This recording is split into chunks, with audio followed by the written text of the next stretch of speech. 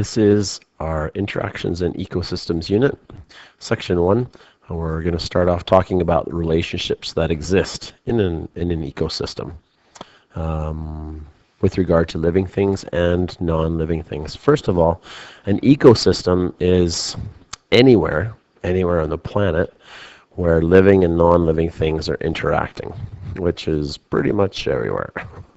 There's not too many places on the planet where there aren't living and non-living things interacting with one another. Living things, I'm going to introduce some new terms to you. Living things are referred to as biotic parts of the environment. Biotic, bio meaning living, anything living. This could be you, it could be a tree, anything big, anything small. Small is bacteria. So anything that is alive we refer to as biotic. The non-living things, parts of the environment, are called abiotic. The prefix a means not. So a means not, bio, living, so not living.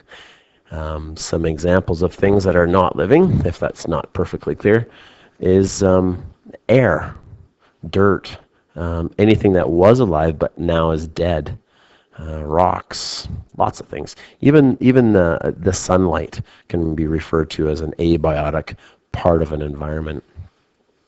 Now, all these living and non-living parts of an ecosystem interact with one another.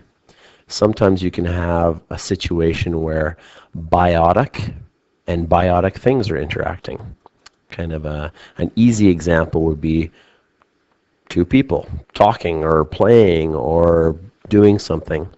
They're both living and they're interacting with one another. You can also have biotic, a living thing, interacting with an abiotic or non-living part of the environment. So some examples of that are us breathing air. We're interacting with the air. The air is abiotic. A ground squirrel, a gopher, digging a hole in the soil. Those are examples of a biotic and an abiotic parts of the environment interacting with one another. And the last type of interaction is abiotic and abiotic. So two non-living things interacting with one another.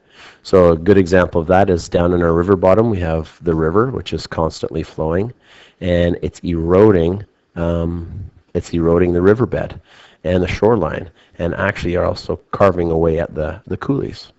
So soil and water constantly interacting with one another.